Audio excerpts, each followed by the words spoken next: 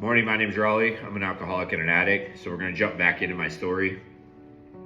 We left off quite a few weeks ago, but we're at a point now where I've been into six, I think, mental health facilities or rehab facilities.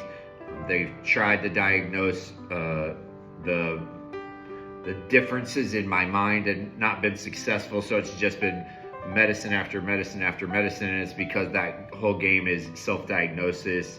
I'm still using and drinking. Every time I left a rehab, immediately I would pick back up. And I'm coming out of a facility, and my dad picks me up and takes me into a not great neighborhood in Independence, Missouri, to a tiny little apartment that's really awful, and says, "This is where you're going to live now, because I'm not ready to see you live under a bridge."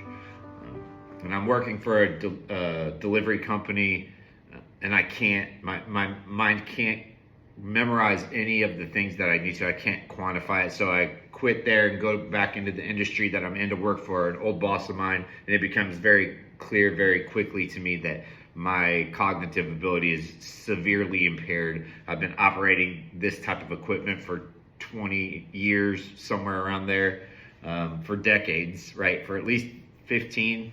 And it becomes apparent I cannot remember how to do any of it. And I know I'm an imposter, and I know I'm going to be found out. And COVID starts, and I'm drinking and using from the time I get off work until the time I go back, and everything is just spiraling out of control. So I have this wonderful idea to call in with COVID, because that would be a great excuse to not go to work. And I go on a bender for 3 days, and when I wake up 3 days later, there's an immense amount of messages on my phone, and my dad is at my door saying, "You need to call your work because they're going to close the plant down because you have COVID."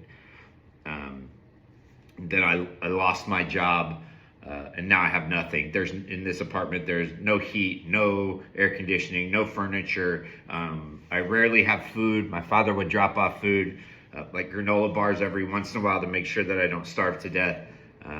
And I'm in the throes of addiction and mental illness, and my mind is just it's just destroying itself. My body is destroying itself, and I'm at war. I'm in total hell, at war with everything that I've ever known.